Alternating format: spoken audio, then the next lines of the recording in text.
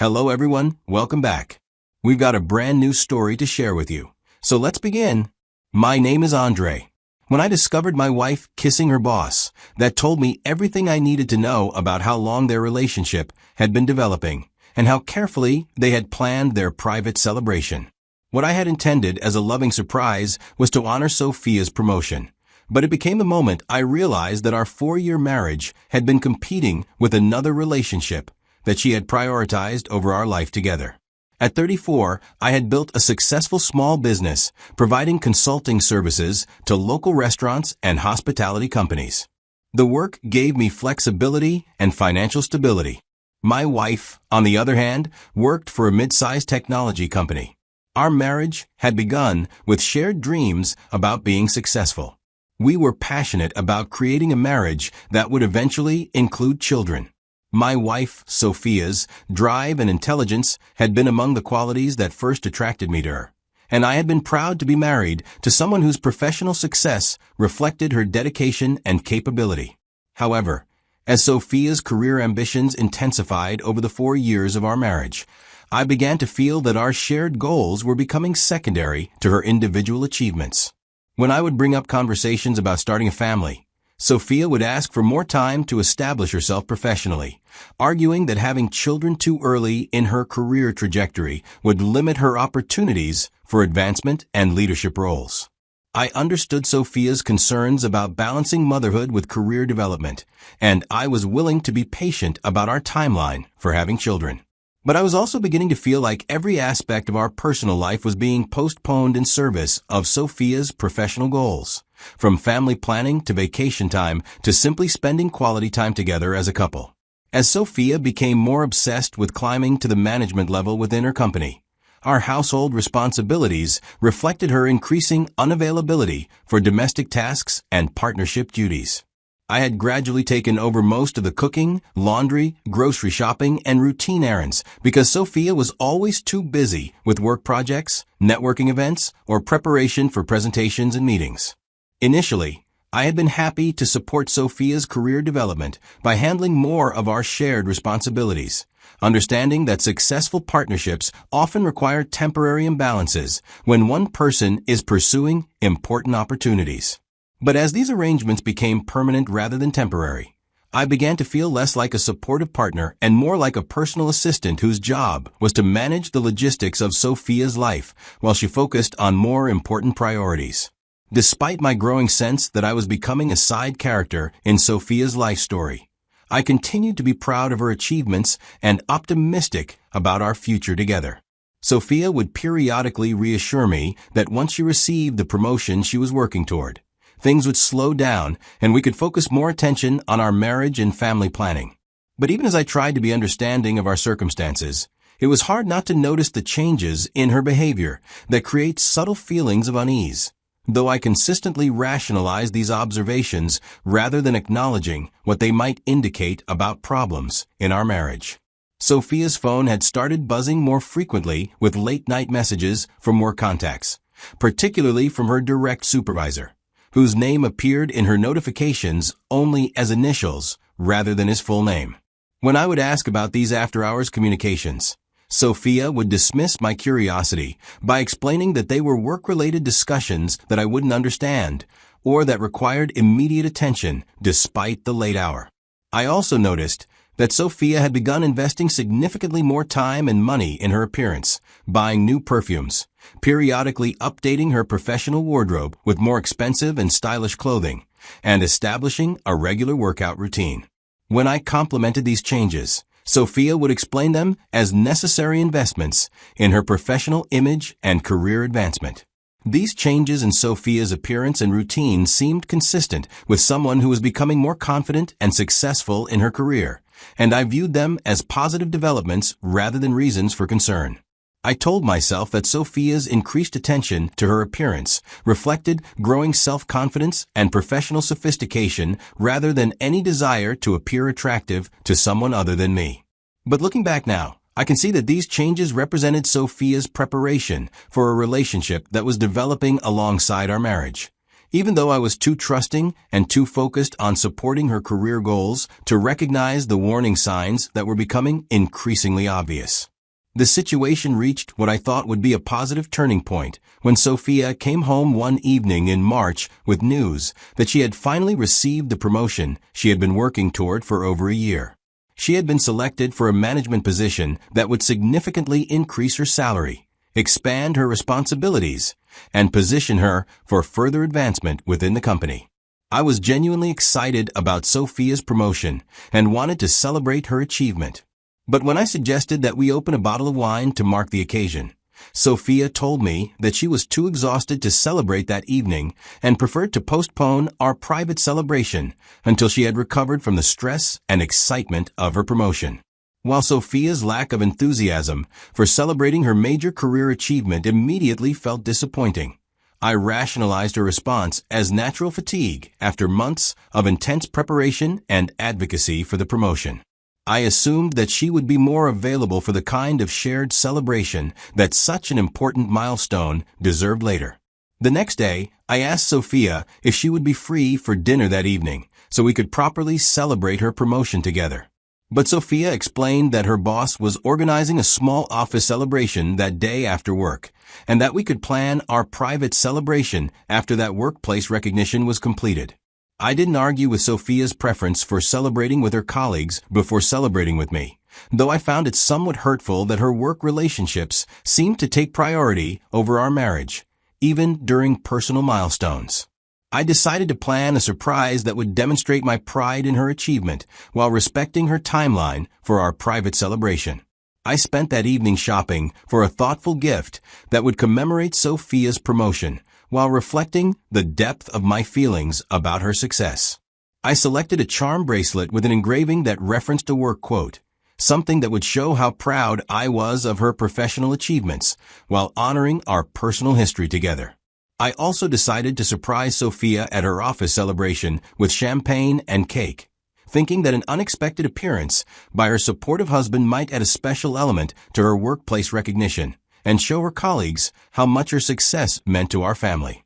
I purchased an expensive bottle of champagne and ordered a small celebration cake from a bakery near her office building. I spent considerable time rehearsing what I would say when I surprised Sophia at her office, planning a brief toast that would express my pride in her achievement while being appropriate for a workplace setting. I wanted to strike the right balance between showing my support and respecting the professional nature of the occasion. My excitement about surprising Sophia was tempered by some nervousness about how she would react to my unannounced appearance at her workplace. I wondered whether she would find my gesture touching and romantic, or whether she might be embarrassed by my presence. But my desire to demonstrate my support for Sophia's success outweighed my concerns about her potential reaction, and I convinced myself that any wife would be pleased to have her husband make such an effort to honor her professional achievements in front of her colleagues. On the evening of Sophia's office celebration, I left work early and drove to her company's downtown office building, carrying the champagne, cake, and gift I had prepared for the surprise. The building was mostly empty as the regular workday had ended, with only scattered lights visible in windows where people were working late or attending after-hours events. I took the elevator to Sophia's floor and followed the sound of distant laughter and conversation toward what I assumed was the conference room or break area where her celebration was taking place. The hallway was dimly lit, and most of the individual offices appeared to be empty as I walked toward the source of the voices and laughter. But as I got closer to the sound, I realized that the conversation and laughter were coming from Sophia's individual office rather than from a larger group gathering with no other coworkers around. I approached her office door, which was slightly ajar, expecting to find a small team celebration that was more intimate than I had anticipated. Instead, when I pushed the door open slightly and looked inside, I saw Sophia and her boss, locked in an embrace that was unmistakably romantic and intimate. They were kissing slowly and passionately. Sophia had removed her shoes and was sitting on her desk with her legs wrapped around the boss while he stood between them, their bodies pressed together. What I saw suggested familiarity and ongoing intimacy rather than a spontaneous moment of attraction. The champagne bottle and 2 glasses on Sophia's desk made it clear that this private celebration had been planned in advance and was intended to be an intimate occasion for just the two of them. The scene I was witnessing felt like a physical blow to my chest and stomach, making it difficult to breathe or process what I was seeing. The woman I had been married to for 4 years, the woman I had been supporting through her career development and whose success I had been celebrating, was celebrating her promotion with her boss in a way that made their romantic relationship unmistakably obvious. I stood frozen in the doorway for what felt like several minutes, but was probably only seconds, taking in every detail of the scene as my brain tried to process the implications of what I was witnessing. As Sophia and her boss became aware of my presence and broke apart in shock and confusion, I quietly placed the gift box I had been carrying on the floor outside her office and walked away without saying anything or attempting to confront either of them. I felt too stunned and devastated to engage in the kind of dramatic scene that they were probably expecting, and I needed time to process what I had discovered before deciding how to respond. I walked back through the empty hallway and took the elevator down to the parking garage in a state of emotional numbness that protected me from the full impact of what I had just witnessed. My carefully planned surprise celebration for Sophia's promotion had instead become the moment when I discovered that our marriage had been competing with another relationship that was clearly more important to her than our life together. During the drive home, my phone buzzed with a text message from Sophia that simply said she was sorry and that the kiss with her boss had been a mistake. But I didn't respond to her message, understanding that what I had witnessed wasn't a mistake or a momentary lapse in judgment, but evidence of a relationship that had been developing for months, while I had been focused on supporting what I thought were Sophia's professional goals. By the time I arrived home, I had moved beyond the initial shock of discovery to a kind of calm clarity about what needed to happen next. I couldn't sleep in the same bed with someone who had been conducting an intimate relationship with another man while accepting my support and partnership under pretenses. I packed an overnight bag with essential items and left the house before Sophia returned from her celebration with Michael. Sophia's attempts at damage control began as soon as she arrived home and discovered that I wasn't there. Her text messages progressed from asking where I was to attempting to minimize the significance of what I had witnessed, characterizing her relationship with her boss as just a kiss that had happened because she was overwhelmed by her promotion and grateful for his support at work. But Sophia's explanations couldn't undo what I had seen or change the fact that she had been conducting an intimate relationship with her boss while maintaining our marriage under false pretenses.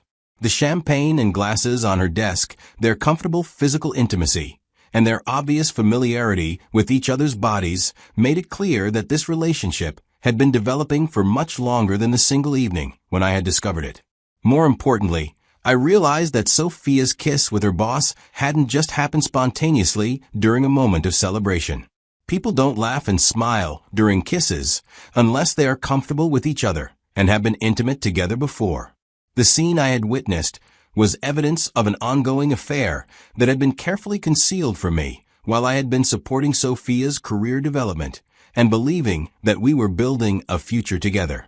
The discovery that the boss was also married added another layer of complication to the situation, as it meant that both Sophia and her boss had been betraying their spouses while conducting their workplace affair. This information confirmed that their relationship wasn't just about personal attraction or professional admiration, but about a deliberate choice to prioritize their affair over their respective marriages and families. In the days that followed, despite Sophia's increasingly desperate attempts to convince me that her relationship with her boss had been a momentary mistake rather than an ongoing betrayal, I contacted a family law attorney and began the process of filing for divorce. The trust that had been the foundation of our marriage had been completely destroyed, and I couldn't imagine rebuilding a relationship with someone who had been conducting an affair while accepting my support and partnership. As the divorce proceedings moved forward, I made the decision to expose Sophia's affair publicly, partly because I wanted her colleagues and social circle to understand why our marriage was ending, and partly because I believed that the boss's wife deserved to know about her husband's infidelity. The affair that had been carefully hidden from both spouses became a workplace scandal that affected both Sophia's and her boss's professional reputations. Sophia's reaction to the public exposure of her affair was anger and defensiveness rather than remorse or accountability. She called me to complain that I was jeopardizing her career and professional relationships by making private matters public, apparently believing that she deserved to maintain her professional reputation while conducting affairs that betrayed both her marriage and her workplace ethics. But the promotion that Sophia had worked so hard to achieve became tainted by the scandal surrounding her relationship with her boss, and her advancement within the company was significantly complicated by the ethical and professional questions raised by their affair. The success that she had prioritized over our marriage became associated with impropriety and poor judgment rather than professional excellence. The months following our separation allowed me to gain perspective on the warning signs that I had missed or rationalized during the final year of our marriage. Sophia's late-night communications with Michael, her increased attention to her appearance, and her emotional distance from me had all been evidence of a relationship that was competing with our marriage for her attention and loyalty. I realized that my willingness to take on additional household responsibilities and support Sophia's career development had inadvertently enabled her to conduct an affair by giving her more time and freedom to pursue her relationship with her boss. My trust and support had been exploited rather than appreciated, and my efforts to be a good husband had made it easier for Sophia to betray our marriage. The divorce was finalized around a year after I discovered Sophia's affair, and I moved into my own apartment, where I could begin rebuilding my life without the constant stress and uncertainty that had characterized our final year together. Living independently allowed me to rediscover interests and activities that had been neglected while I was focused on supporting someone who wasn't invested in our shared future. I threw myself back into growing my business with renewed energy and focus, taking on new clients and expanding into service areas that I had been too distracted to pursue during my marriage. Without the emotional drain of trying to maintain a relationship with someone who was emotionally unavailable, I had more energy and creativity to devote to professional projects that brought me satisfaction and financial success. I also began prioritizing friendships and family relationships that had been marginalized during my marriage, as Sophia's career and social preferences had taken precedence over connections that were important to me. These relationships, based on genuine mutual affection rather than obligation or convenience, reminded me of what authentic connections looked like when they weren't distorted by deception and hidden agendas. Several months after our divorce was finalized, Sophia reached out with a text message expressing regret about how our marriage had ended and claiming that she missed me and the life we had shared together. But by then, I had moved far enough beyond the pain and disappointment of her betrayal to recognize that her regret was probably motivated by loneliness or dissatisfaction with her current circumstances rather than genuine remorse about her choices.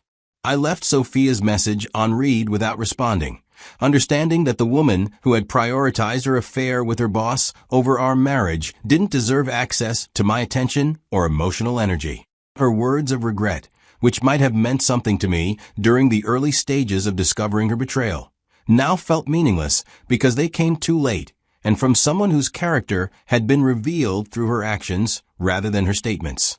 The experience of discovering Sophia's affair taught me the importance of maintaining my own identity and interests rather than sacrificing everything in the service of someone else's goals and priorities. I had been so focused on being a supportive husband that I had ignored obvious signs that Sophia wasn't equally invested in supporting our marriage. I learned that genuine partnerships require mutual commitment and honest communication rather than one person making sacrifices while the other pursues individual interests that conflict with shared goals. Sophia's willingness to conduct an affair while accepting my support and partnership had shown me that our marriage had never been the priority for her that it had been for me. Most importantly, I discovered that self-respect sometimes requires walking away from people and situations that consistently make you feel undervalued and unimportant. Sophia's affair with her boss hadn't been a momentary mistake, but a deliberate choice to prioritize excitement and career advancement over honesty and commitment to our marriage. The charm bracelet that I had planned to give Sophia to celebrate her promotion remained in my apartment, as a reminder of the difference between the marriage I thought we had been building and the reality of what our relationship had become. The engraving that referenced our shared history felt like a relic from a relationship that had existed more in my imagination than in reality. Looking back on the evening when I discovered Sophia's affair, I realized that witnessing her intimate celebration with her boss was actually a gift that saved me from continuing to invest in a relationship with someone who had already decided it wasn't worth her commitment or honesty. The shock and pain of that discovery had been necessary to show me the truth about what our marriage had become. The surprise I had planned for Sophia became the moment when I discovered that I deserved better than what she had chosen to offer me. Sometimes the most devastating discoveries are also the most liberating, because they provide the clarity needed to choose dignity and self-respect over false hope and continued deception. Sophia's promotion, which she had presented as a goal that would benefit our marriage and family planning, had actually been the framework for conducting an affair that destroyed our relationship. The career success that she had prioritized over our marriage had become associated with betrayal and deception rather than achievement and partnership. The man who had walked into that office building with champagne and cake to celebrate his wife's success walked out with the knowledge that he deserved a partner who would celebrate their shared achievements rather than conduct private celebrations with someone else. That knowledge, however painful to acquire, became the foundation for building a life based on genuine respect and mutual commitment. Thank you for watching.